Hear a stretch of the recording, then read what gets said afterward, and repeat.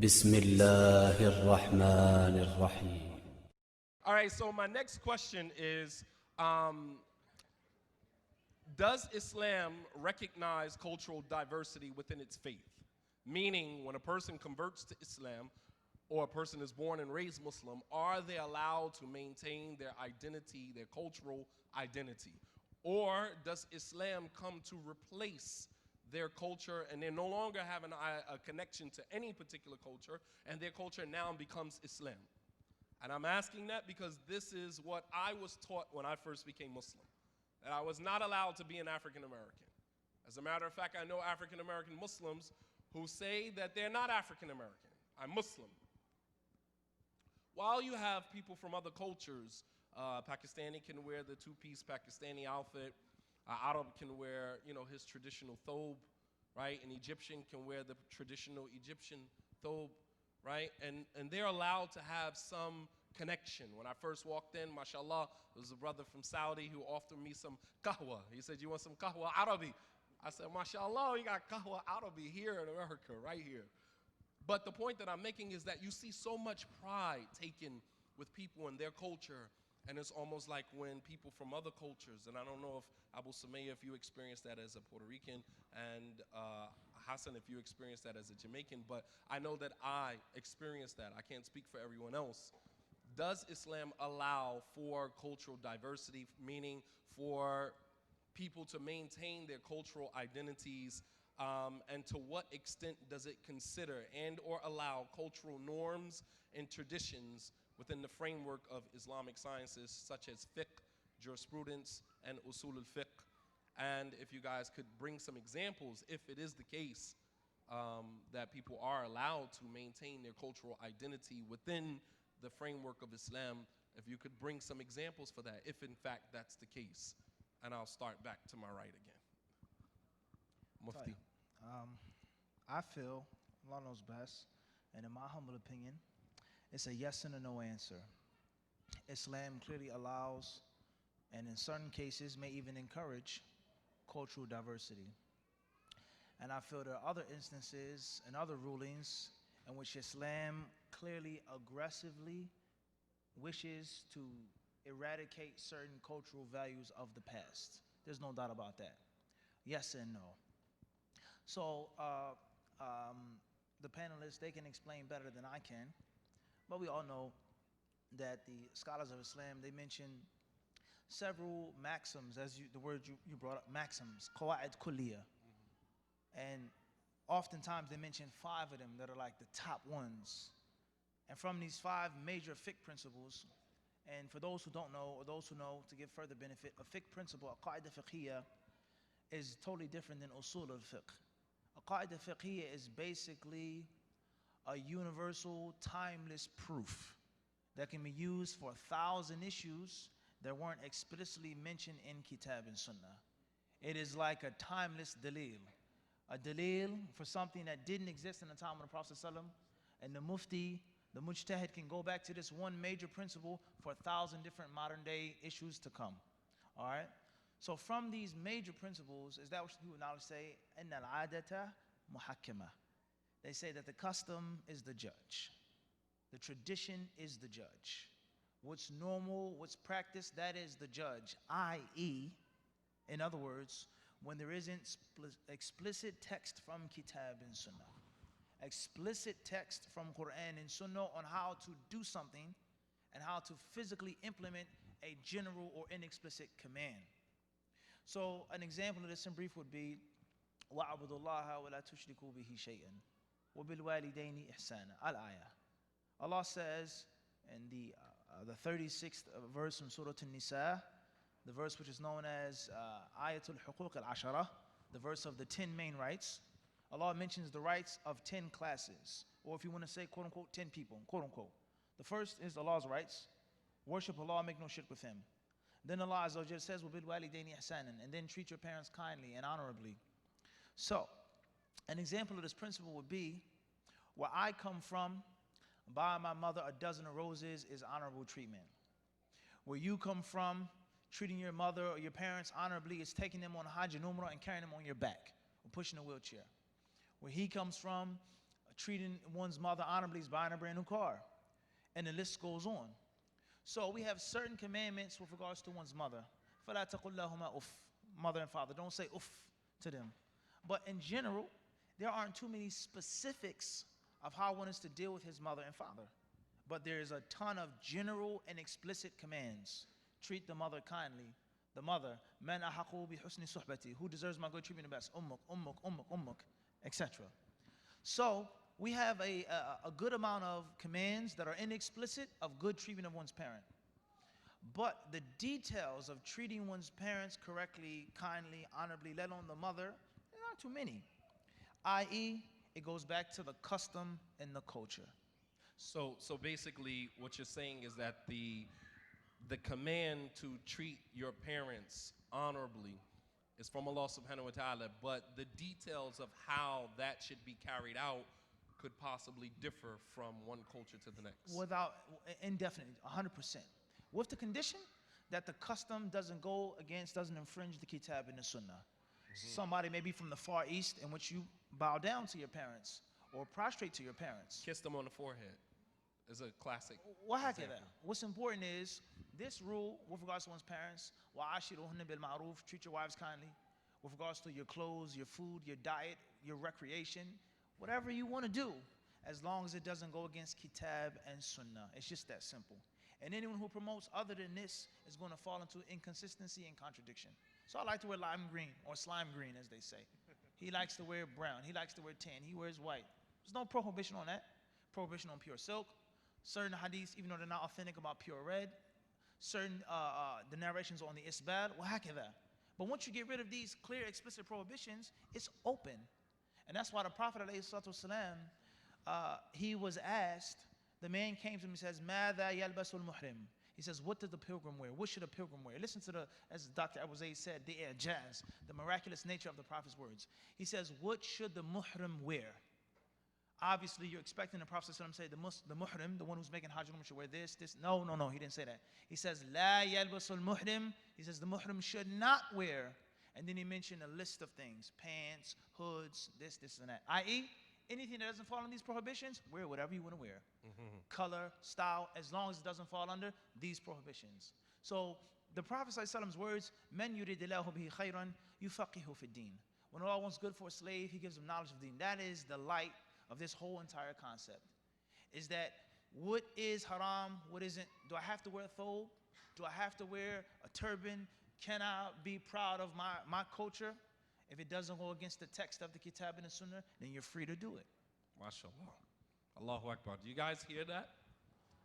So you have some people who are in a habit of superimposing their very, very limited understanding of these very important matters. I mean, identity is everything. Being able to identify with where you come from without it actually conflicting with where you are as a believer amongst other believers. That's important. And to have a whole group of people who are conflicted about their identity as Muslims, that's a problem. And so, alhamdulillah for that, explanation. Sheikh Navayyid? I'd mentioned the verse in Surah Al-Hujurat, ayah number 13, the ending of which where Allah subhanahu wa ta'ala, He says, وَجَعَلْنَاكُمْ شُعُوبًا وَقَبَائِلَ لِتَعَارَفُوا إِنَّ أَكْرَمَكُمْ عِنْدَ اللَّهِ أَتْقَاكُمْ. That Allah subhanahu wa ta'ala created us into tribes and nations so that we may better get to know one another. And the best amongst us are those that are most conscious of Allah subhanahu wa ta'ala. So here Allah subhanahu wa ta'ala intentionally created us into different people. And there's no virtue of one nation or tribe over another except through the virtue of taqwa. So what this shows us that we're meant to embrace our identity regardless of where we're from. And we see this in the Prophet sallallahu alaihi wasallam, that when revelation first came to him, do we have any record of the Prophet sallallahu alaihi wasallam changing his clothing? We don't. Islam did not come to change his clothing. All of the companions that accepted Islam, as Mufti was mentioning, the Prophet sallallahu alaihi wasallam never changed their dress code up until it violated one of the sanctuaries of Islam. So they embraced that identity. Now, one thing I want to address with what you were mentioning is that when an African American becomes Muslim, he's told to change his dress. And I think this is a problem with various movements. that they've established like a uniform for their movement. So we give two clear examples. If you're Salafi, you're going to wear thobe. We went to Medina, you had to wear the white thobe or you stuck out like a sore thumb. And if you don't wear the red shimagh, your manhaj is criticized. You know, you're not Salafi enough. You join Jamaat al-Tabligh, okay, you need to start wearing shalwar kameez. If you're not wearing shalwar kameez, you're not Tablighi enough. So there's this huge emphasis on the external without addressing the internal issues. We address the external issues before we address the internal, when Islam came to do the opposite. Right? Islam came to change the internal, not the external. The external will change over time through knowledge, but the emphasis always needs to be on the internal. MashaAllah, tabarakallah. Awesome. Assalamu alaikum. Yeah, the traumatization of racism is very impactful, and then how you come into your own cultural expression. But as the Sheikh said, no one wants to be at that bottom rung. You know, as an African American, I mean, if I had a nickel for every African American who said they originated from a Native American tribe, I'd be rich. You know, and black people know that. we know that. And so when I took Shahada, change your name, Donna Khamis, you know, wear a thobe, be an Arab. And we did these things until, you know, I reflected on something once and I said, well, you know, if I'm in the Maghrib, I take zabiha halal meat and I put it in my couscous. If I'm in Japan, I do the same thing with the zabiha meat and put it in mughal gai pan. In Hungary, Hungarian goulash. I'm in South Philly. The best thing to eat is a zabiha halal cheesesteak. And so we learned to accept and embrace our culture out of what we love and through necessity. And then we grew to be comfortable within that. But the racism and the shaming that comes with that racism often has us to kind of subjugate ourselves and to become something as a Muslim that Allah Ta'ala never intended us to be. So basically, using our modern vernacular, culture shaming.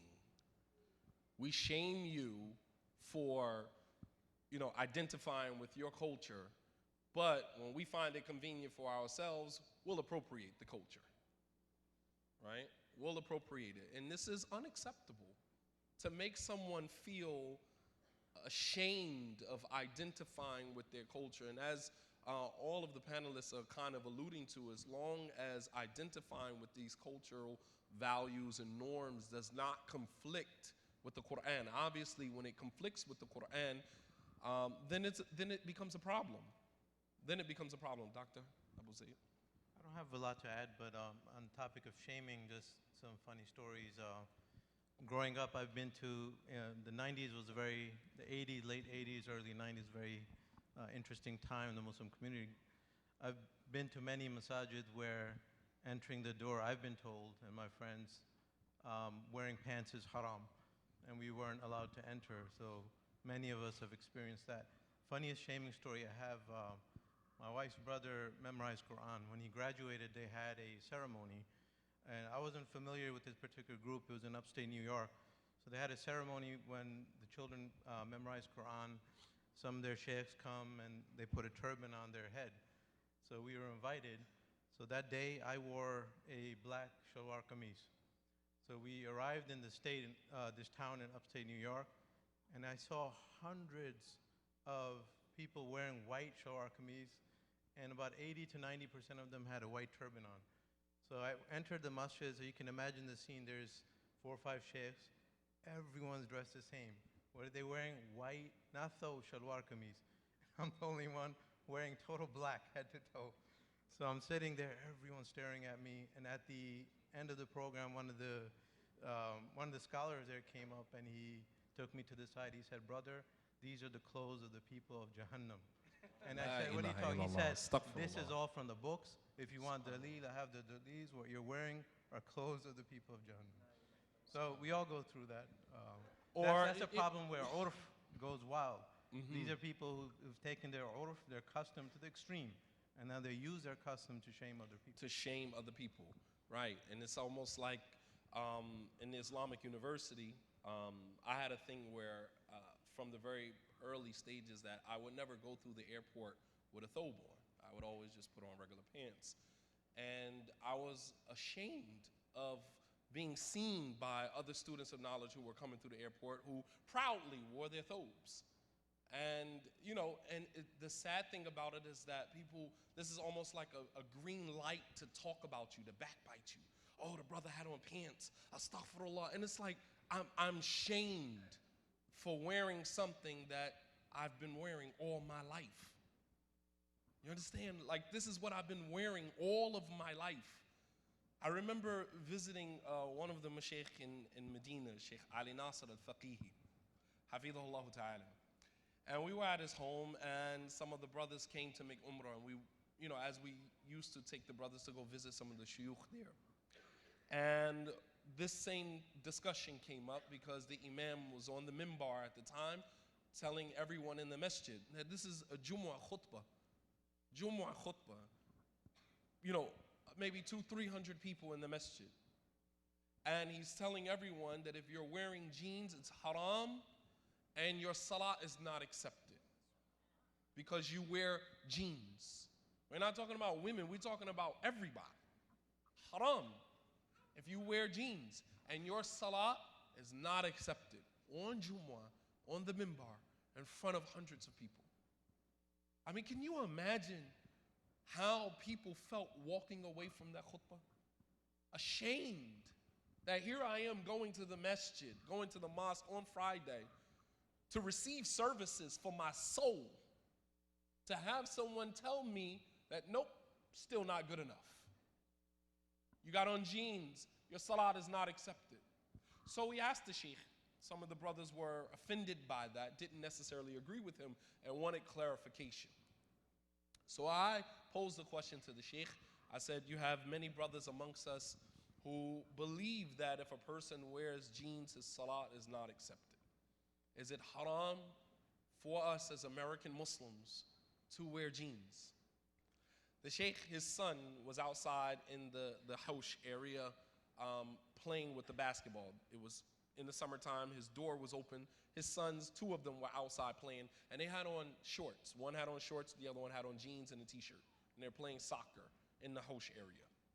So the sheikh said, if you look outside and you see my children, he said, my children, I would consider that imitating the kuffar. He said, I am from Saudi Arabia. I'm a Saudi. My father's a Saudi, my grandfather, my great-great-grandfather. He said, this thobe has been our custom since I could remember. This has been our custom here in Saudi Arabia. Our custom is not to wear jeans.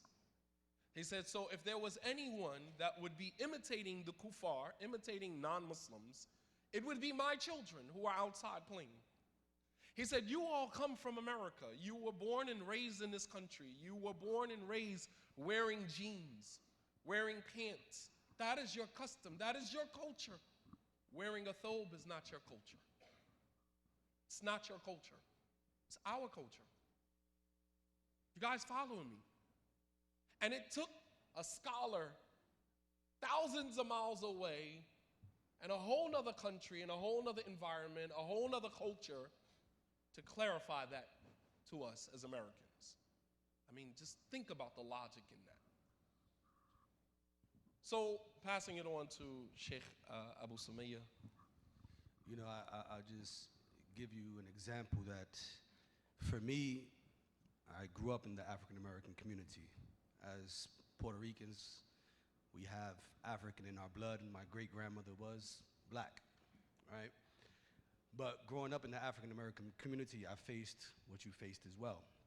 And when I accepted Islam with my family, that took the da'wah and put me 10 years behind. How? Put me 10 years behind because when I came in, walked in with a thobe and with a change, and they're like, what is this? Family starts calling my other family like, yo, we think your cousin, your family member, he went the other way. He's wearing dresses now, right? Wow. And it shut them down because it was, you became an Arab now. It wasn't I became Muslim. It was you became an Arab. Aren't you Puerto Rican? And it set my dawah back about 10 years. And it is the very reason why now as us as Latino leaders, with the generation coming up, we teach them, look, be very key on how you present Islam to your family. Don't drop your culture as long as it doesn't go against Islam. Keep your culture. Let your family see that you can be a Muslim and you can be a Puerto Rican. You can be a Muslim and you can be a Dominican. You can be a Muslim, you can be black. And if you don't, you're going to set your da'wah back. A funny story, just to show one of the mashayikh, he said a Caucasian brother accepted Islam in a Pakistani masjid. They gave him the shahada, they took him to the basement, gave him shawar qamis, dressed him up, kuhl on his eyes, he went home. Knocked on the door because he forgot his keys. Wife looks through the door. Honey, it's me, John. She goes, who are you? It's me, honey, open the door. She calls the cops. The cops show up. Sir, you know, do you live here? He pulls out his license. Look, I live here. This is my house. They knock on the door. The woman opens up the door. They say, ma'am, is this your husband? She looks at him. John, what happened to you? That is her first introduction to Islam. Can you imagine? Subhanallah. This is why Allah says, call to the way of your Lord bil hikmah, with wisdom, right? And I think that this is something that we need to take into consideration as converts to this deen. Jazakallah khair. Hassan? Bismillah, alhamdulillah, salatu wassalamu ala rasulillah. You know, as it relates to the custom, the urf, or the aada, you know, the scholars, they have mentioned that there are 4 conditions for a valid custom. And, you know, just briefly going over them, the first is that it is a recurring practice that is acceptable to people of sound nature. You know, it has to be something that, you know, everyone understands and can see, oh, this is what you guys do in Rome, in Egypt, whatever. It's acceptable to people of sound nature. The second is that it has to be a practice that is done or found in the majority of people. Cannot be a practice that's just for your block, you know, just for your masjid. You know, it has to be something that is found within the masses of the people for it to be legit, for it to be a valid or valid custom. The third is that the custom does not circumvent a contract. So, you know, we may have a contractual agreement, but then, you know, to get out of the contract, I tell you, well, it's custom here that we do it this way. The custom does not circumvent a contract that we already agreed on. And the fourth, as all of the speakers have mentioned, is that this custom, this tradition doesn't go against the text of the Quran or the Sunnah of Muhammad sallallahu alaihi wasallam. With that being said, I think one major problem that we have when it comes to custom, I don't believe that the question of our customs, is it okay to have your custom in Islam? I believe that this problem affects the African American community the most, because the rest of the communities, when you sit with them, and I'm talking about the people who don't really know much about their religion, when they tell you Islam, all they tell you is their culture. The whole religion is their culture. Facts. You tell them about, like, this is how we slaughter. For example, in my college, there was a sister from Bangladesh. I said, oh, I'm gonna go and slaughter. She said, you're gonna slaughter? I said, yeah. She goes, it's haram. I said, haram. She goes, back in Bangladesh, the imam goes to everyone's house and slaughters everyone's udhiyah, and that is accepted. If anyone slaughters other than the imam, it's not accepted. And she was dead in total belief in that. And I not only found it in her, but found it in many individuals, that they don't have this problem when it comes to culture, because Islam has been with them for so long that they believe all of their practices is justified in the religion. The problem comes with the African American community. Why? Because although many people are ignorant of the fact that 70% of the Muslims that came on slave ships were Muslims, our traditions, our culture as black people were stripped and ripped from us. And so you find that black people, as you mentioned, that the last thing they want to do is associate with being black because they have no tradition to begin with. And so with the people who have no tradition, who have no language, who have no country, you find that they are the first to pick the first Absolutely. community that's willing to take them and Absolutely. follow them. In my neighborhood, I grew up no Muslim friends in the neighborhood. I didn't have any Muslim friends. I didn't go to any Muslim school. I went to public school. I was out in the street with everybody else, but I practiced my religion. But the closest community was a Pakistani community. And so I dressed with the shalwar kameez. That's what I wore because I didn't have any culture or tradition of myself, nothing to grasp. Not because it didn't exist, but because I didn't have any knowledge of it. And although I went to the same masjid and the brothers were welcoming, they were welcoming and more pleased when I looked like them than when I came in to look as I do now, or as myself. So definitely from all of the speakers, as we mentioned, there is a place for the custom and the tradition, as long as it's not going against the text that we have all said. But we all need to look and examine all of our traditions and make sure that they pass that litmus test and that it is acceptable, because there is a lot of false things that we are practicing and that we are attributing to the religion that doesn't belong there. Jazakumullahu khairan. Shadeed, can I just add one thing quickly? Sure. Just talking about the point that you mentioned, that how African American Muslims face this identity, I don't even know what the word I'm looking for is. Crisis. But I don't want to call it an identity crisis. I'll get back to the word that I'm thinking for, but what the point I'm trying to make is that as an Indian and Pakistani, the type of racism that I face is not systemic or organized racism, right? It's not institutional racism. Right. It's a lapse in judgment. It's a sin that will occur. Whereas with the African American community, when you study the history, and I think this is something that Muslims need to do, is study the history of the African American Muslim community in specific. It's institutional. It's systemic racism that's taking place. And that's very different from the type of racism that other communities will face. And that is why the African American community was, as he mentioned, stripped of their identity, right? Whereas other communities haven't had that done to them. And there's a big difference in terms of calling out racism. A second thing I want to mention is, I know Dr. Abu Zaid, mashallah, the purest of hearts, and a great scholar in his all due right. And he mentioned the point of mentioning the good in our community. And yes, it's very important to highlight the good. We need to be positive and optimistic people. But in times of crisis, you need to handle the issue. And I tie this into the Black Lives Matter movement. That, they start up this movement, all lives matter. Yes, it's true, all lives do matter. But it's not all lives that are being shot by racist policemen, right? Exactly. So that Allahu needs to be Akbar. addressed as well. That yes, Allahu the good needs to Akbar. be highlighted in the community, but in this time and space, one deserves more attention.